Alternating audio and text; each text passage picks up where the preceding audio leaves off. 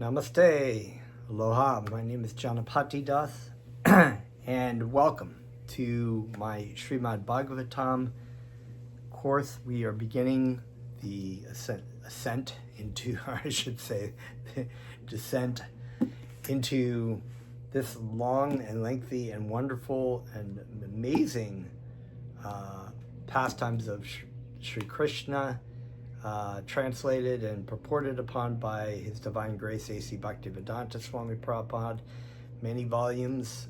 This is what we term as the first canto, we're going to get it right into it, and we will read the preface and begin the introduction of this Srimad Bhagavatam. Before I begin, I'd like to offer my respectful obeisances unto my spiritual master, Jagat Guru Siddha Swarupananda Paramahamsa Srila Prabhupada, and pray for his mercy to be able to have proper vision to teach this class on this wonderful Srimad Bhagavatam. I also offer my most humble obeisances and ask for protection from A.C. Bhaktivedanta Swami Prabhupada, my spiritual grandfather, and ask for his mercy to be able to help transmit his words and teach this class. So, as always, we begin our class with the hearing and chanting of Krishna's names, which is what has been instructed to us by Lord Chaitanya Mahaprabhu. We will be reading about the brief biography in the introduction of Sri Chaitanya Mahaprabhu, and so let's just chant and begin.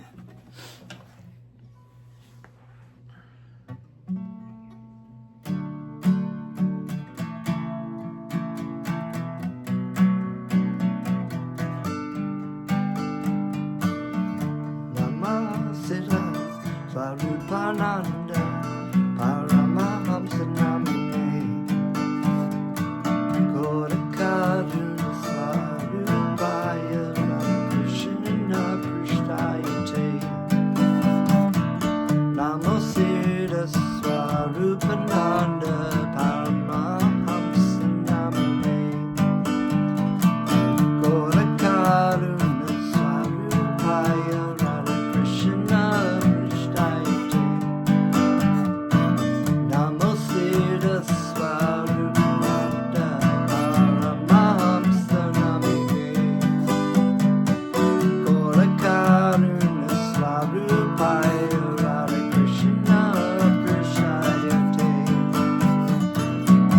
Namosita Svarupananda Paramahamsa Namine Gorakaruna Svarupaya Krishna Prishtayate Namo Vishnu Padaya Krishna Pristaya Bhutale Srimate Bhakti Vedanta Swami Namine Namo Vishnu Padaya Krishna Pristaya Bhutale Srimate Bhakti Vedanta Swami Namine Vaja Shri Krishna Chaitanya Prabhu Nityananda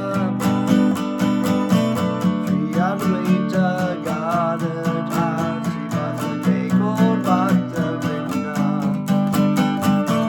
Vaja Shri Krishna Chaitanya Prabhu Nityananda Sri Advaita Gadadhar Srivasade Gaur Bhakta Vrinda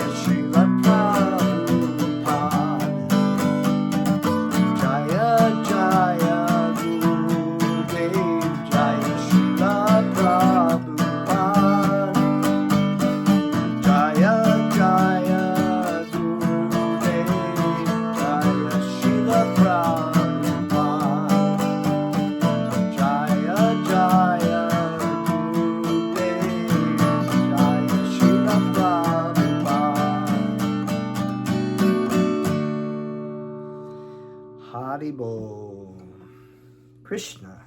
Om Namo Bhagavate Vasudevaya.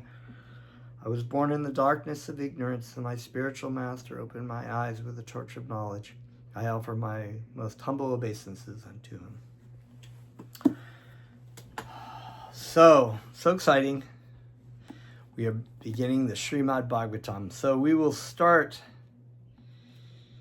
the first canto, part 1. And you can see this, there's the different editions, right? But this is, you can see the Vaikuntha Lokas and Goloka Vrindavan, the center with Krishna and Radha, and of course below Mahavishnu, different Vishnu incarnations, the different Vishnu expansions to the different Vaikuntha planets. And this first canto is entitled Creation. So, Bhaktivedanta Swami Prabhupada dedicates this to his spiritual master, Srila Prabhupada Bhaktisiddhanta Saraswati Goswami Maharaj, my spiritual master, on the 26th annual ceremony of his disappearance day. He lives forever by his divine instructions, and the follower lives with him. So we will begin with a preface by Bhaktivedanta Swami Prabhupada.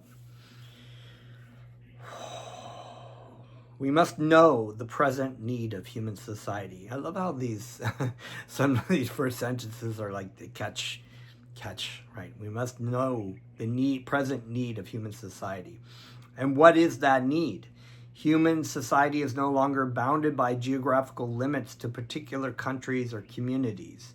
Human society is broader than in the Middle Ages, and the world tendency is toward one state or one human society.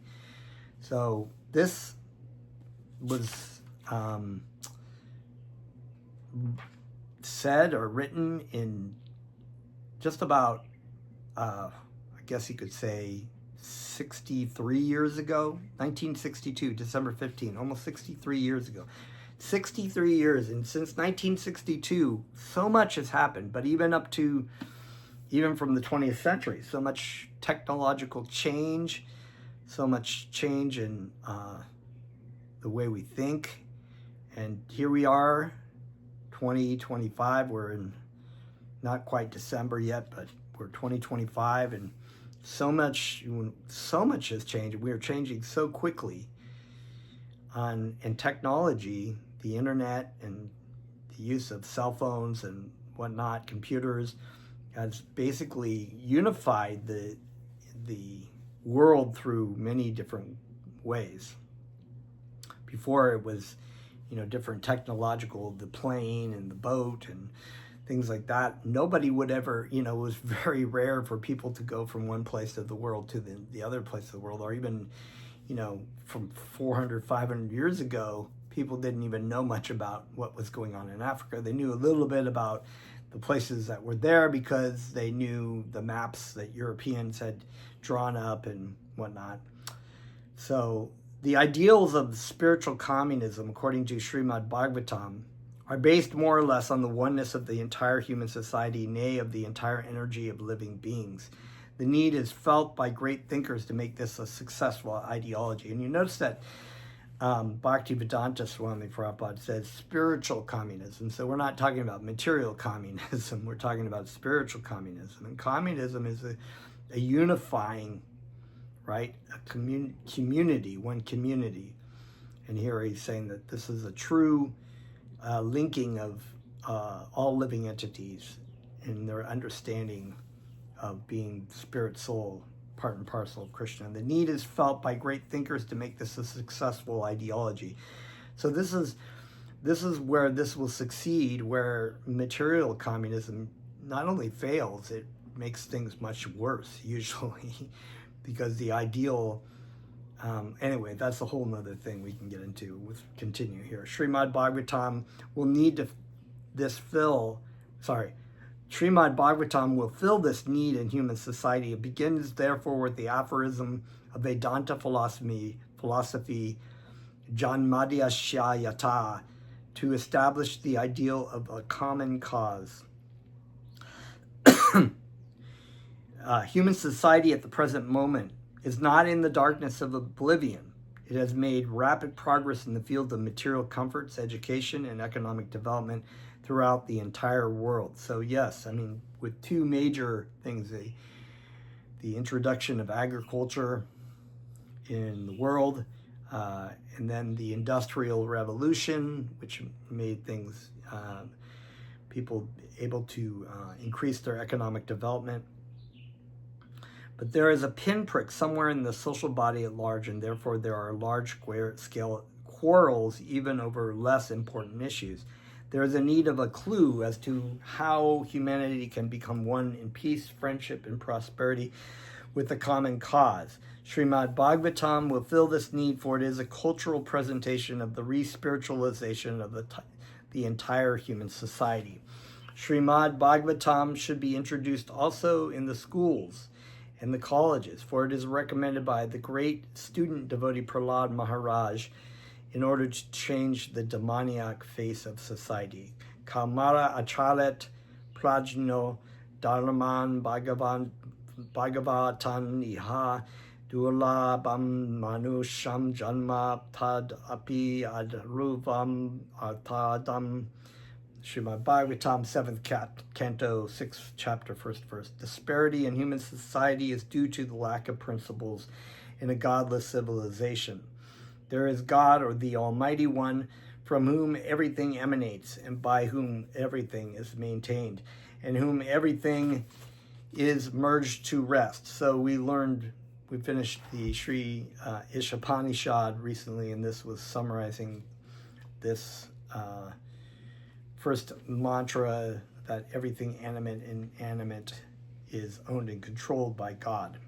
Material science has tried to find the ultimate source of creation very insufficiently, but it is a fact that there is one ultimate source of everything that be. This ultimate source is explained rationally and authoritatively in the beautiful Bhagavatam, or Srimad Bhagavatam.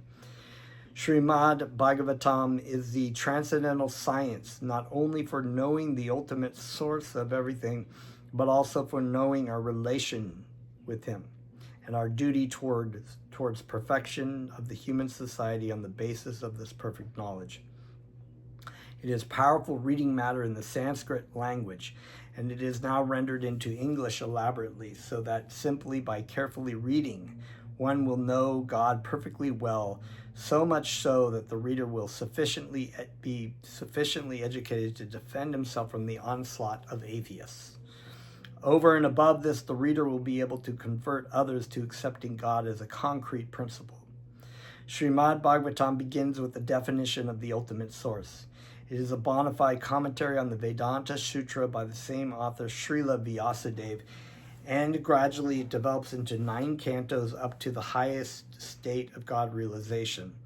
The only qualification one needs to study this great book of transcendental knowledge is to proceed step by step cautiously and not jump forward haphazardly like with an ordinary book.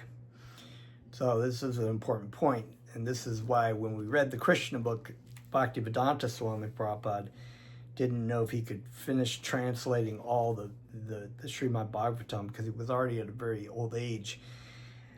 So he put all the philosophy within the Krishna book from the 9 cantos with the pastimes of Krishna in the 9th canto.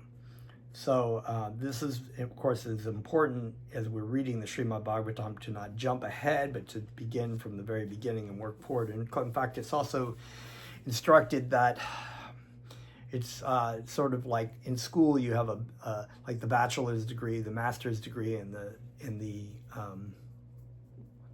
what's the other one? Doctorate, PhD, and this is likened to reading and understanding the Srimad Bhagavad Gita, which we are doing classes for right now.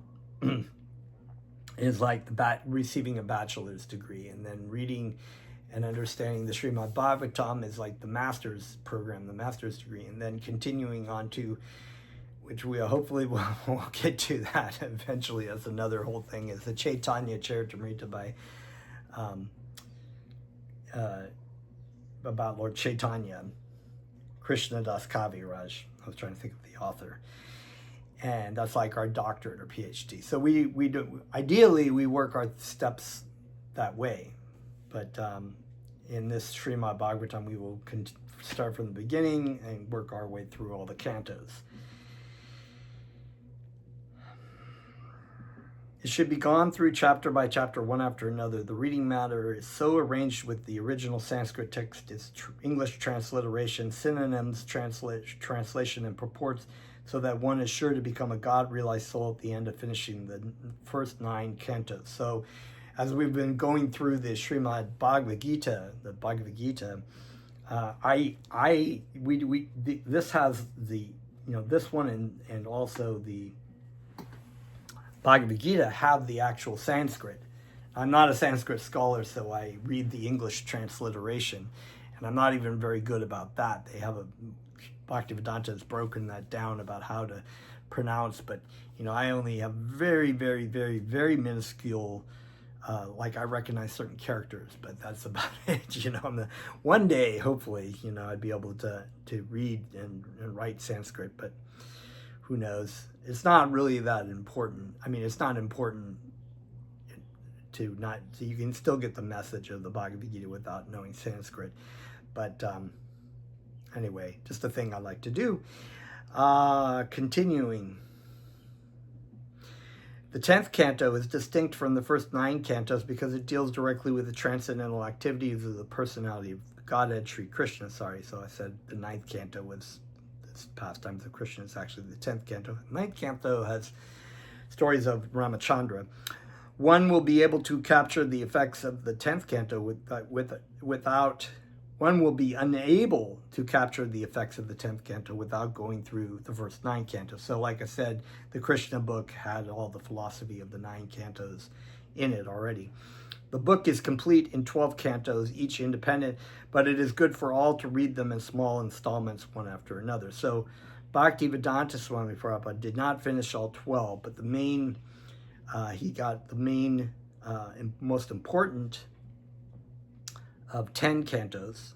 I think his disciples may have translated the other 2, but I don't read that.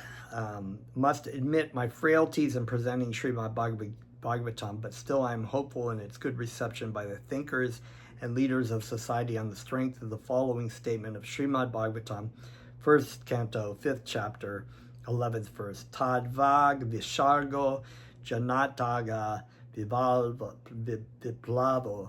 Yasmin prati shlokam abadavati api. Namani anantasha yasho inkitani yach kridvantani vanti gayanti grinanti sadava. On the other hand, that literature which is full with descriptions of the transcendental glories of the name, fame, form, and pastimes of the unlimited Supreme Lord, is a transcendental creation meant to bring about a revolution in the impious life of a misdirected civilization. Such transcendental literatures, even though irregularly composed, are heard, sung, and accepted by purified men who are thoroughly honest. Om Tat Sat. A.C. Bhaktivedanta Swami, dated in Delhi, December 15th, 1962. So, you want to have a revolution? Have a spiritual revolution. Krishna is the real revolution. So, the introduction by A.C. Bhaktivedanta Swami Prabhupada. The conception of God and the conception of the absolute truth are not on the same level. So that's a pretty another mealy statement. The Srimad Bhagavatam hits on the target of the absolute truth. The conception of God indicates the controller, whereas the conception of the absolute truth indicates the summum bonum, or the ultimate source of all energies. There is no difference of opinion about the personal feature of God as a controller, because a controller cannot be impersonal. So this is what we've been reading through in the Sri Ishopanishad, that the act of being a controller requires a person to do such controlling. Things don't just control themselves. or even if they are, a computer is controlling something, somebody needs to program the computer in order to make it do that. Of course, modern government, especially democratic government, is impersonal to some extent, but ultimately the chief executive head is a person, and the impersonal feature of government is subordinate to the personal feature. So without a doubt, whenever we refer to control over others, we must admit the existence of a personal feature. Because there are different controllers for different managerial positions, there may be many small gods, which we refer as deva, or demigods. So without a doubt, whenever we refer to control over others, we must admit the existence of a personal feature, but because there are different controllers for different managerial positions, there may be many small gods. According to the Bhagavad Gita, any controller who has some specific or extraordinary power is called a vibhutimat sattva, or controller empowered by the Lord. So these are the demigods. They have certain powers that were given to them by Krishna. They're empowered living entities.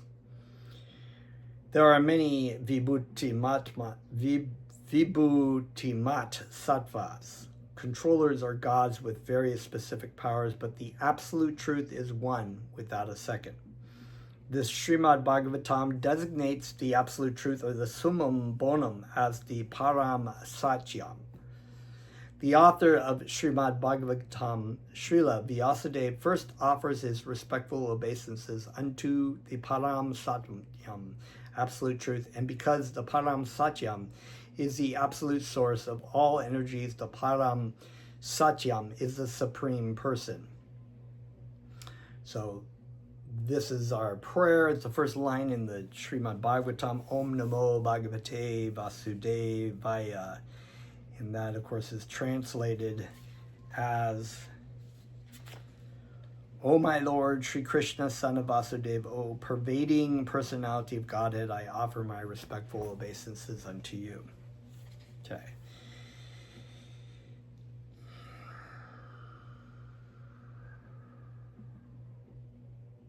The Sanskrit word, the gods or the controllers are undoubtedly persons, but the param satyam, from whom the gods derive powers of control, is the supreme person.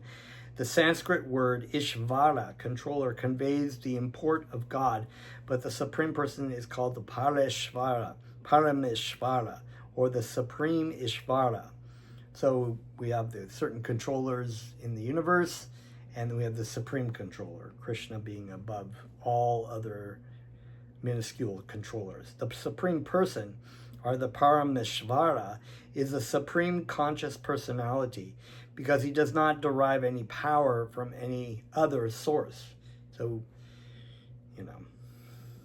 you have atheists a lot of times who will do this kind of mind thing where they're like, well, if God is the controller of everything, who is above God? It's like as if there's this statue of endless controllers. But, there is a cause and effect, but the supreme personality of Godhead is the supreme spiritual source of all material, source of all energy. So therefore, there is no cause above him. He is self-sufficient philosopher, as they say in the Sri Ishopanishad.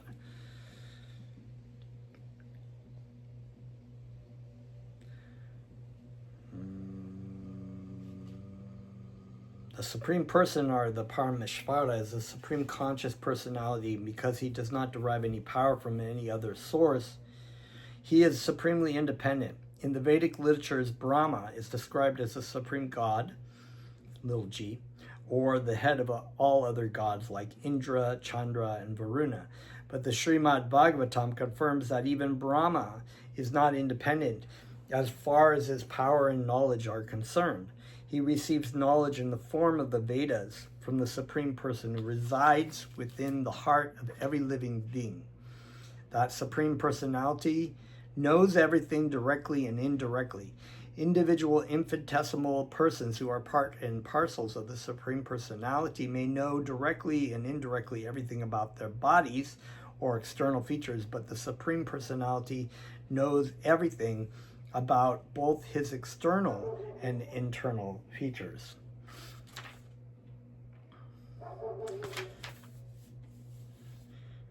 The words Janmadi Ashya suggest that the source of all production, maintenance, or destruction is the same supreme conscious person. Even in our present experience, we can know that nothing is generated from inert matter, but inert matter can be generated from the living entity. For instance, by contact with the living entity, the material body develops into a working machine. So the body is not an active in of itself. It's an inert lump of matter, as they refer to it. What makes it appear like it's a working machine, that it has life and is the jivatma present within the body.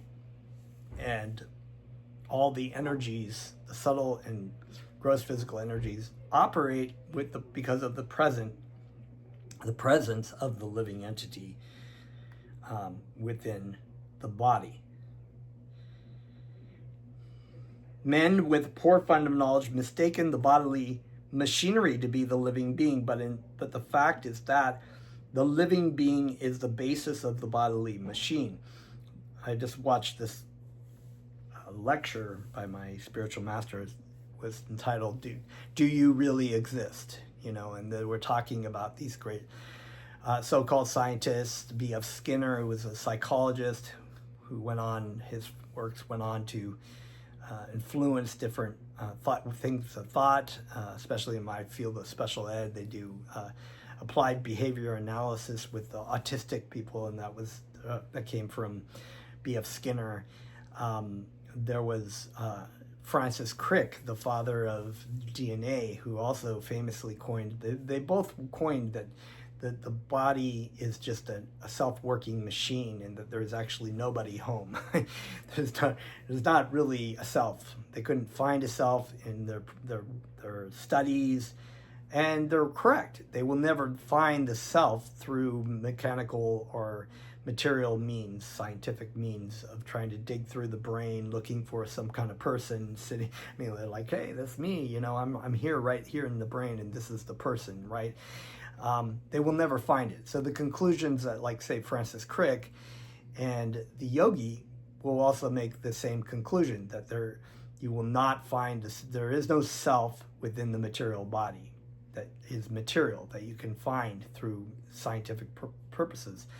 But then from there, you have one or two ways to go. One is to say there is an actual different kind of energy that's not material, that's whatever that we've termed as spiritual, or you can go the other route and say that there is actually no self, which is kind of bonkers, because Francis Crick wrote a book about how there is no self, and he sold it to people who really didn't exist.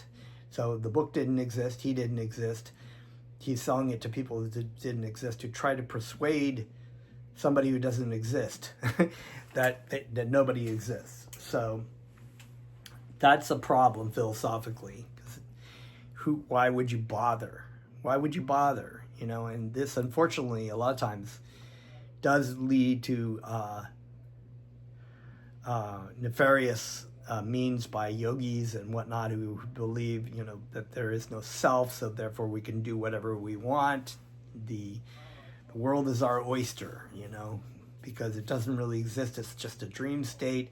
You can find this a lot, So that's complete bonkers, because, you could just do anything. If you go and you try to kill someone, why do people arrest you? Because they know that there's somebody there that we've killed, and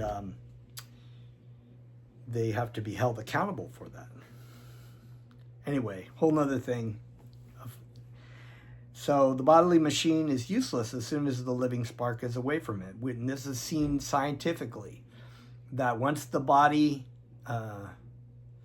once the living entity comes to the end and his body's falling apart and he has to leave the body, immediately, there's the body, its whole life is working against the laws of thermodynamics, which indicate that things break down under a certain amount of heat, right? And we can see that if we leave a piece of meat sitting outside, it just starts to, it attracts flies, it gets all hot, it starts to break down. The bugs will come toward it, eat it up, turn it eventually into a compost, right? So the body goes through it while the living entity is present. It's maintaining itself. It's appearing to be lifelike.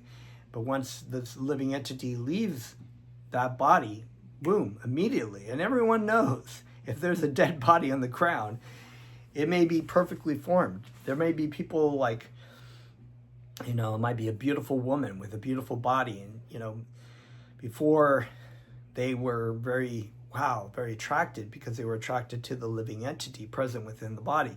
But that woman dies or gets hit by a car, her body parts are in the same formation, her curves are all the same, but people aren't going, wow, she's so hot. They're just like, oh my God, that's terrible.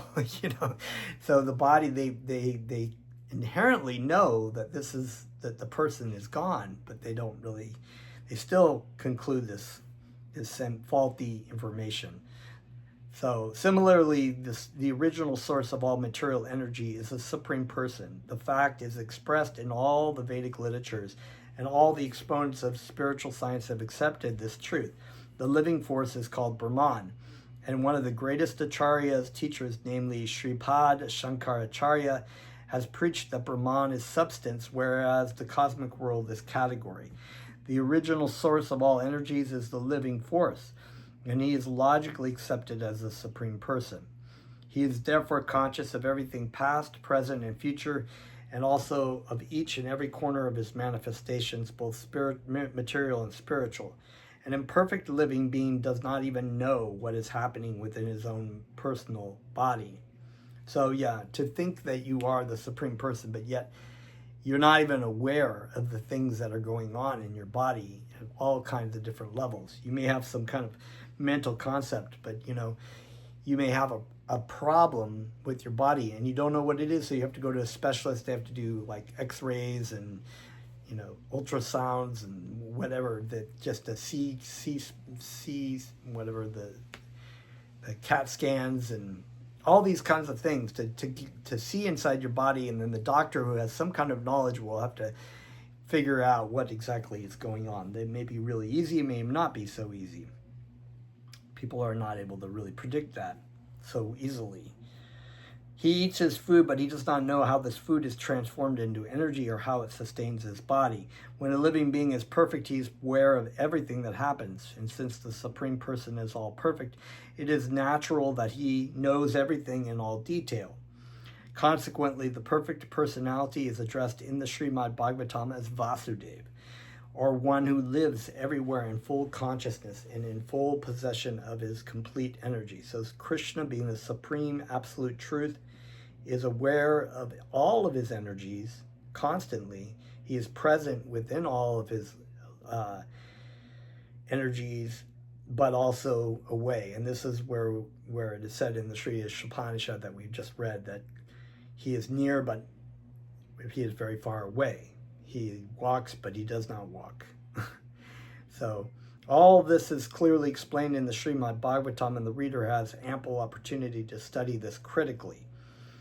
In the modern age, Lord Sri Chaitanya Mahaprabhu preached the Srimad Bhagavatam by practical demonstration. So Lord Sri Krishna Chaitanya was the incarnation, golden avatar of this age. Sri Krishna himself, in the mood of Radharani and the internal potency of Krishna. It is easier to penetrate into the topics of the Srimad Bhagavatam through the medium of Sri Chaitanya's causeless mercy. Therefore, a short sketch of his life and precepts is inserted herein to help the reader understand the real merit of Srimad Bhagavatam. It is imperative that one learn the Srimad Bhagavatam from the personal Bhagavatam. The person Bhagavatam is one whose very life is Srimad Bhagavatam in practice. Since Sri Chaitanya Mahaprabhu is the absolute personality of Godhead, he is both Bhagavan and Bhagavatam in person and in sound. Therefore, his process of approaching the Srimad Bhagavatam is practical for all people of the world. It was his wish that the Srimad Bhagavatam be preached in every nook and corner of the world by those who happen to take their birth in India. The Srimad Bhagavatam is the science of Krishna, the absolute personality of Godhead, of whom we have preliminary information from the text of the Bhagavad Gita. Sri Chaitanya Mahaprabhu has said that anyone, regardless of what he is, who is well versed in the science of Krishna, Srimad Bhagavatam, and Bhagavad Gita, can become an authorized preacher or preceptor in the science of Krishna. There is a need for the science of Krishna in human society for the good of all suffering humanity of the world. And we simply request the leaders of all nations to pick up the science of Krishna for their own good, for the good of society, and for the good of all the world's people. So science comes from the root words of science means the truth. So the truth of Krishna consciousness is very important because most empirical science is taught for on a mental level or for economic development. So, but there very, very, very little, if any, is actually taught about how to really, truly alleviate the suffering of humanity by educating them about their identity, about Krishna's identity, and what they should be doing in this life. So this is a short sketch of the life of the teachings of Lord Chaitanya, the preacher of Srimad Bhagavatam, and I offer my most humble obeisances unto Lord Sri Krishna Chaitanya and Lord Nityananda, and pray for their mercy upon me. Lord Sri Chaitanya Mahaprabhu, the great apostle of love of God, and the father of the congregational chanting of the holy name of the Lord, invented himself at Sridhama Mayapur, a quarter in the city of Navadvip in Bengal, on the Falguni Purinam evening in the year 1407 Shakabda, corresponding to February 1486 by the Christian calendar. His father, Sri Jagannath Mishra, a learned Brahmana from the district of Sailit, came to Navadvip as a student because at that time Navadvip was considered to be the center of education and culture. He domiciled on the bank of the Ganges after marrying Srimati Shachi Devi, a daughter of Srila Nilambara Chakravarti, the great learned scholar of Navadvip. Jagannath Mishra had a number of daughters by his wife, Srimati Sachi Devi, and most of them expired at an early age. Two surviving sons, Sri Vishvarupa and Vishvambara, became at last the object of their paternal affection. The 10th and youngest son, who was named Vishvambara, later became known as Nimai Pandit, and then, after accepting the renounced order of life, Lord Sri Chaitanya Mahaprabhu. Lord Sri Chaitanya Mahaprabhu exhibited his transcendental activities for 48 years and then disappeared in the year 1455 Shakabda at Puri. For his first 24 years, he remained at Navadvip as a student and householder. His first wife was Srimati Lakshmi Priya, who died at an early age when the Lord was away from home. When he returned from East Bengal, he was requested by his mother to accept a second wife, and he agreed. His second wife was Srimati Vishnupriya Devi, who bore the separation of the Lord throughout her life because the Lord took the order of sannyas at the age of 24, when Srimati Vishnupriya was barely 16 years old. After taking sannyas, the Lord made his headquarters at Jagannath Puri due to the request of his mother, Srimati Sachi Devi. The Lord remained for 24 years at Puri. For 6 years of this time, he traveled continuously all over India, and especially throughout southern India, preaching the Srimad Bhagavatam. Lord Chaitanya not only preached the Srimad Bhagavatam, but propagated the teachings of the Bhagavad Gita as well in the most practical way. In the Bhagavad Gita, Lord Sri Krishna is depicted as the absolute personality of Godhead, and his last teachings in that great book of transcendental knowledge instruct that one should give up all the modes of religious activities and accept him, Lord Sri Krishna, as the only worshipable Lord. The Lord then assured that all his devotees would be protected from all sorts of sinful acts, and that for them there would be no cause for anxiety. Unfortunately, despite Lord Sri Krishna's direct order in the teachings of the Bhagavad Gita, less intelligent people misunderstand him to be nothing but a great historical personality, and thus they cannot accept him as the original personality of Godhead. Such men with a poor fund of knowledge are misled by many non-devotees. Thus the teachings of Bhagavad Gita were misinterpreted even by great scholars. And so this we've read about in the introduction of the Bhagavad Gita. Bhaktivedanta Swami Prabhupada had not seen one before he translated the Bhagavad Gita in English that was accurate, because such people who were scholars, so-called scholars, were introducing their own opinion about what the Bhagavad Gita meant and neglecting what Sri Krishna was teaching. Thus, the teachings of the Bhagavad Gita were misinterpreted even by great scholars. After the disappearance of Lord Sri Krishna, there were hundreds of commentaries on the Bhagavad Gita by many erudite scholars, and almost every one of them was motivated by self-interest. So there we go. Lord Sri Chaitanya Mahaprabhu is the self-same Lord Sri Krishna. This time, however, he appeared as a great devotee of the Lord in order to preach to the people in general, as well as to religionists and philosophers, about the transcendental position of Sri Krishna, the primeval Lord and the cause of all causes. The essence of his preaching is that Lord Sri Krishna, who appeared at Vraja Bhumi, Vrindavan, as the son of the king of Vraja, Nanda Maharaj, is the supreme personality of Godhead and is therefore worshipable by all. Vrindavan Dham is non-different from the Lord because the name, fame, form, and place where the Lord manifests himself are all identical with the Lord as absolute knowledge. Therefore, Vrindavan Dham is as worshipable as the Lord. The highest form of transcendental worship of the Lord was exhibited by the damsels of Vrajabhumi in the form of pure affection for the Lord, and Lord Sri Chaitanya Mahaprabhu recommends this process as the most excellent mode of worship. He accepts the Srimad Bhagavata Purana as the spotless literature for understanding the Lord. So it's another Srimad Bhagavata Purana is another way name of Srimad Bhagavatam. And he preaches that the ultimate goal of life for all human beings is to attain the stage of prema, or love of God. Read a little bit more.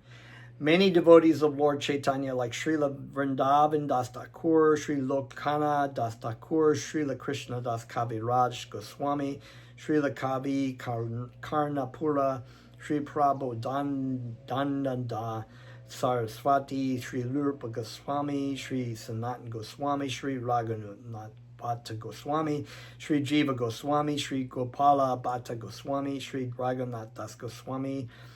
In this later age, within 200 years, Srila Vishwanatha Chakravarti, Sri Baladev Vijayabhushana, Sri Shamananda Goswami, Sri Narottam Das Thakur, Sri Bhakti Vinod Thakur, and at last, Sri Bhaktisiddhanta Saraswati, our spiritual masters, and of course, Jagaguru Siddhaswar Vinanda Paramhamsa and Bhaktivedanta Swami Prabhupada, and they'll have also Gaura Kishore Das Babaji.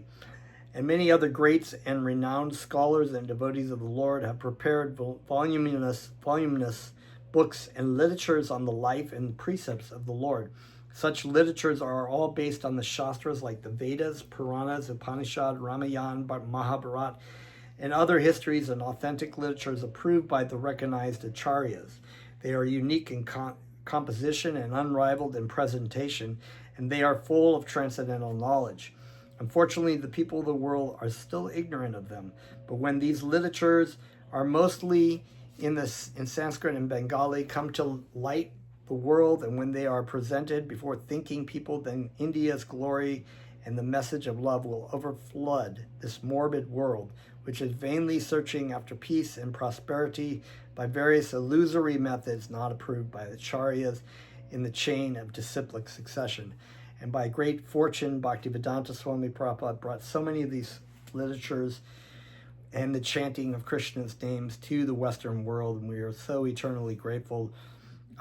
Why would we want to read anything else, or waste our time on TikTok or whatever, when we can read so many great letters? I mean, this Srimad Bhagavatam is alone, it took me 20 years to read.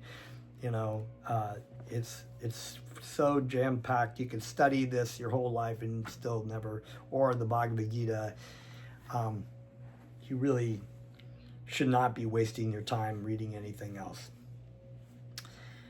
The readers, we'll just read one more paragraph. The readers of the small description of the life and precepts of Lord Chaitanya will profit much to go through the books of Srila Vrindavan Das Thakur, Sri Chaitanya Bhagavat, and Srila Krishna Das Kaviraj Goswami, Sri Chaitanya Charitamrita. And there's also the Sri Chaitanya Mangala, which are the three authorized books about Lord Chaitanya. The Sri Chaitanya Bhagavat, the Sri Chaitanya Charitamrita, and the Sri Chaitanya Mangala. The early life of the Lord is most fascinatingly expressed by the author of Chaitanya Bhagavat, and as far as the teachings are concerned, they are more vividly explained in the Chaitanya Charitamrita. Now they are available to the English-speaking public and are teachings of Lord Chaitanya. So Bhaktivedanta Swami Prabhupada also wrote the teachings of Lord Chaitanya, which summarizes the Chaitanya Charitamrita, which is three major books. So it's also very large as well as this. So that's why, you could be spending your whole life reading these and still scratch the surface.